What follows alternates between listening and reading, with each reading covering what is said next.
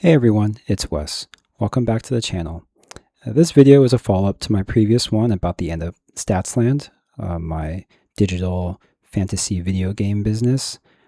And it's a follow-up to that because my journey and experience with Statsland was very intertwined with AI, both with how I used it and how I came across it. And so I wanted to share my kind of full, complete thoughts about AI here. In the background is my roller coaster tycoon footage where I was actually creating a prototype of my Statsland park to be used as a reference for art for a park map that'd be part of my website and my brand. So that's just going on in the background as I talk here.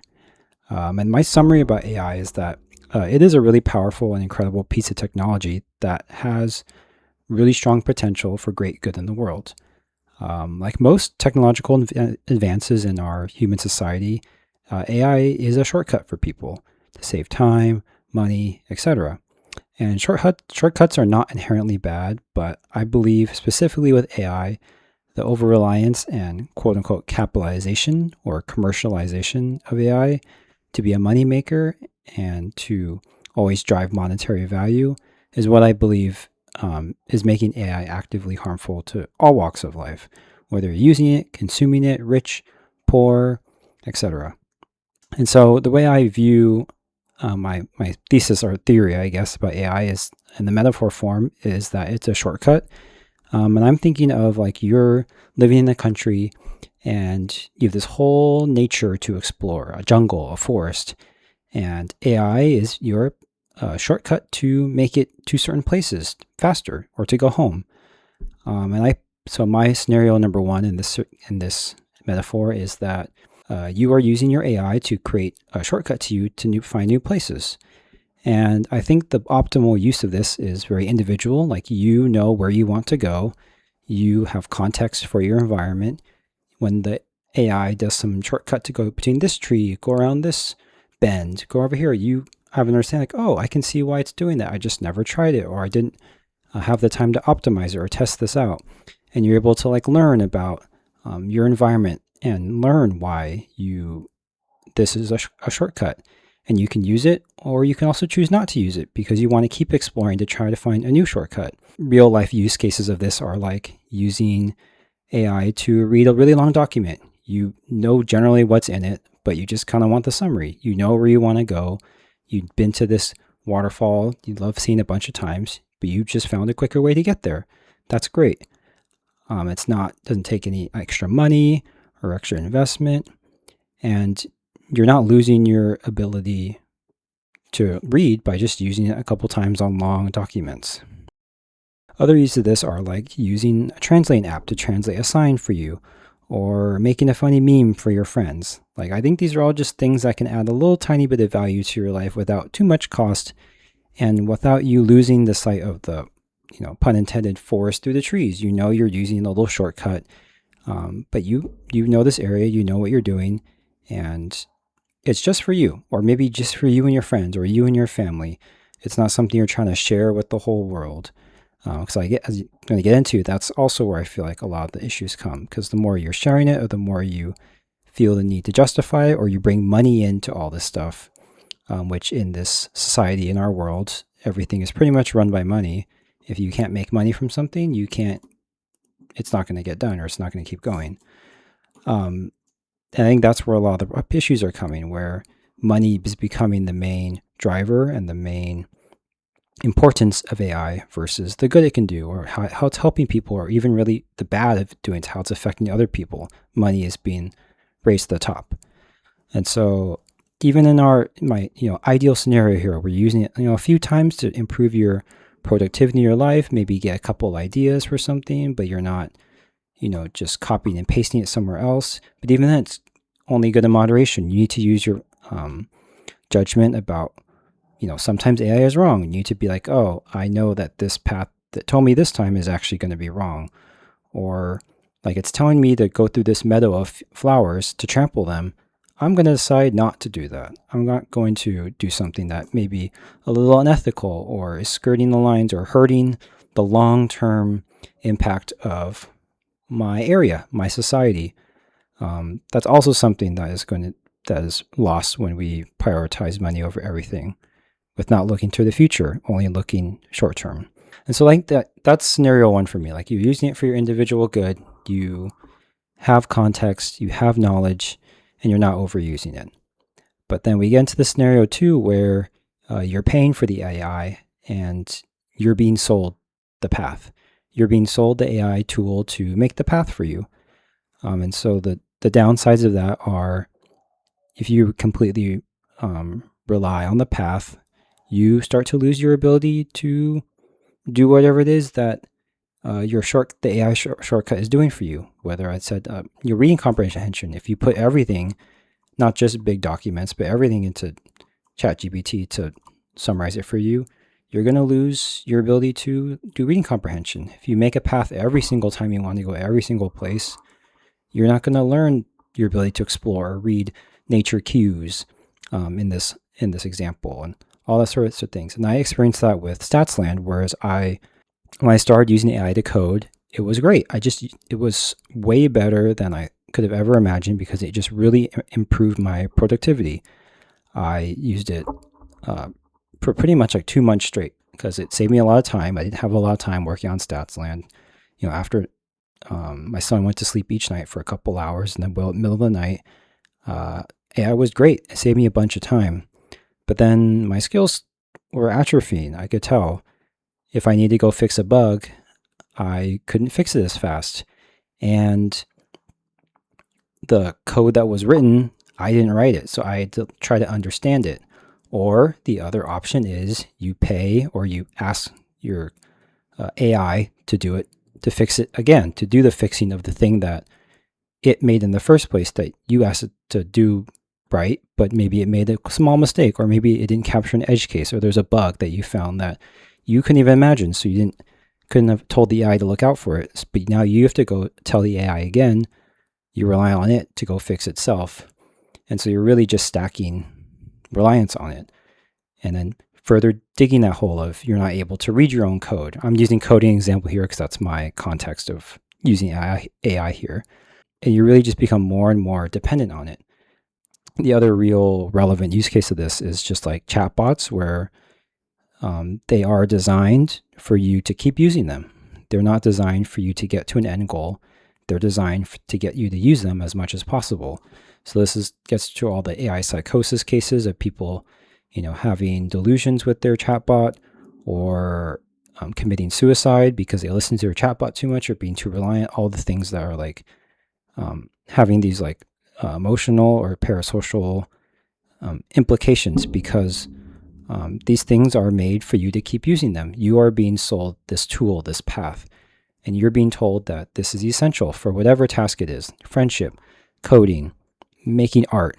Now that is becoming more ubiquitous and these things need to make money, whereas in the beginning I was just trying to get it out there, you are paying for all this stuff. And so as you keep using these things, they get more and more expensive and more digging the hole of becoming reliant on AI. And that's really a dangerous path where you don't want to be caught in the middle of the forest and you run out of money or you don't have the skills anymore to find your way. And I really worry about that for society, for the young people in like college or high school who are using AI to just get by on school, but they're really losing the skills that were needed to make the path yourself, to understand what the shortcuts are doing. And then there's scenario 3, where you're using the shortcut that you made using AI, and you're trying to sell that to other people. So this is also what I was trying to do with StatsLand. I found a unique way of playing fantasy sports, and I used AI to help make all this stuff, and I wanted to sell it to people. But now you're starting to get into money, where money is the main driver. I was doing this to make money. This wasn't just a fun thing for myself or my friends. I was trying to make money. So everything had to be a different level. Like there's marketing, you can't have a lot of bugs, and you need to sell it to other people. That's really ultimately in the end, that's actually what was kind of one of the first. I talked about getting my job and that losing my motivation for StatsLand. The other one was when I went on some subreddits, seeing how many AI generated, or not specifically generated, but helped like products that people were trying to sell. Usually they were like commissioner products to be like, hey, that the most common one I saw was like, oh, I can make an AI bot for you that can write a write-up for you to like make a newspaper article to send to all your league mates, recapping each week, or keeping your league history for however many years you've been playing in these leagues, or ranking players for you. And I could tell they were all the same because they all had the same website design. So I'm assuming they're using the same AI tools, and it all looks the same. And they're all, I mean, not all of them, but a lot of them were trying to sell you something. And the ones that weren't, it cost them money to build it, so they're just eating the cost. So we're now coming into a world or a market where there's way more products and than before, but they all also still cost money. So they're just trying to grab for your attention. You're trying to, in capitalism, trying to one up the other person to build something. And so when I saw that I counted like over the last 6 months, there were like 75 posts about people making a product to most of the time sell. Sometimes it was free, and most of them were AI generated that I could tell from image recognition or just looking at the websites that people are posting. They all looked very similar style, and that not all these people are programmers. Even myself as a programmer, I don't think I could have made websites that look that nice without AI. And so it just leads to, I guess, not AI slop, but the topic of AI slop, where we see social media flooded with just AI content just to get clicks, just to make money. It's another way of someone else trying to make money. Another example I have from Statsland is when I wanted a piece of commissioned art, and I posted on Reddit with a budget of $400 to get a single, very detailed but PNG park map. I was going to use the Roller Coaster Tycoon park you have in the background and a couple like Disneyland park maps as something I wanted as the home screen. You can click around to go to different rides, areas, etc.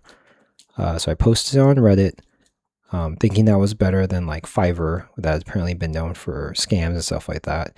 I ended up getting 60 responses, which was overwhelming to look at all of them, pick my top 3, then send them to my brother-in-law, Tyler, who has a design background, and basically was like, oh, I love these 3 the best. What do you think? I'm thinking about going with this one in particular. And he basically was like, oh, I think they all have red flags. And basically just sat me down and showed all the ways that he thinks these are AI generated. And these are not like obvious, like text, the text is weird or there's fingers that are weird. It's like just small inconsistencies and like just thinking like the inconsistencies in styles in their portfolios and being like, could they have really done this and this and this? And then once you could see it, you could not unsee it. In my estimation, about 75% of the submissions I got to do commissioned art for me were from people who had AI in their, or AI generated art in their portfolios. And so that's just an example of people trying to use AI to make money, to, I guess, lie or deceive in order to make money using AI.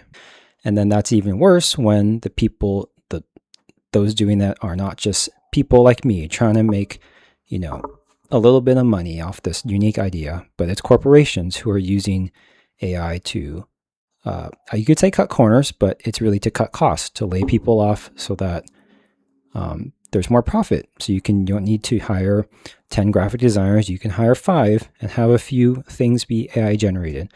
And that just leads to the market we're in now, where who can find a job. I guess that's why it feels like everything sucks right now, because we're being flooded by things that are not the highest quality because AI can't make the highest quality things. You're being inundated and flooded with it, and trying to be sold on something that sometimes like, why do I don't have to pay for this? Why am I being paid for this? Why is there a charge for this? But on the back end, you need to make money. So that's why it exists. And it's just really just like everything. I mean, for me, that's a big feeling of the like weight of AI, where it's everywhere and it's always asking for money in some way, whether it's being it's a business to business thing. You're trying to buy like Claude to use for something, or you've made something using Claude trying to sell it to someone else. This whole circle of AI and just being overwhelming, I guess.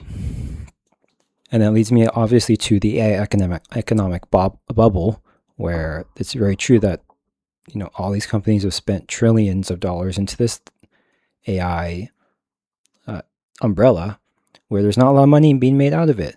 Not how many people are actually paying subscription fees for all these AI services, and how many of those people paying for those AI services have a business that is they're trying to support as well.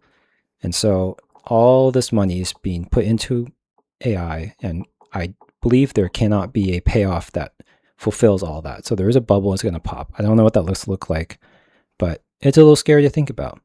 Then you also think about the environmental impact where, again, due to the rapid scale up of AI and data centers, like I don't think anyone have a problem with a few data centers around, but the fact that they are in places that take advantage of people and are just everywhere and really are, just putting the value of this AI over people and people's quality of living, especially those who don't have the resources to fight it, really.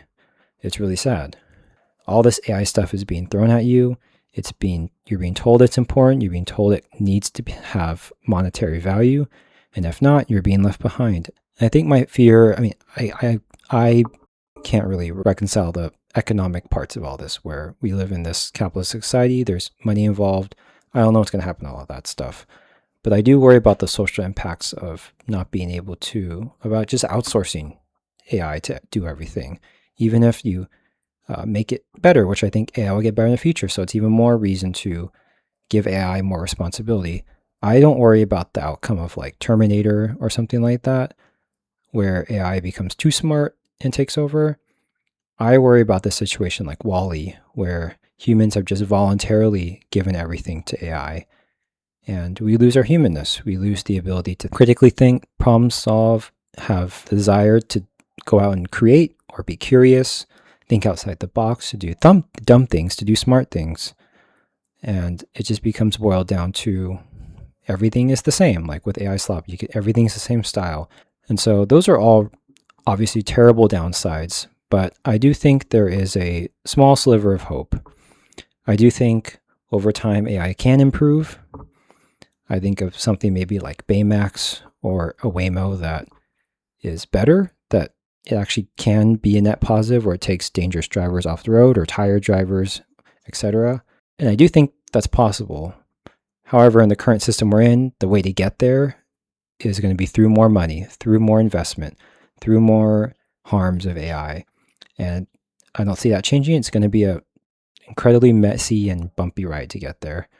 But I do believe there can be uses that, are shown to actually help people, and those things will get funded more so than, just another chatbot or just another B2B business AI note taker. That's been a big one on my feed recently. So I think we'll get there eventually as a society. I believe in the good of people.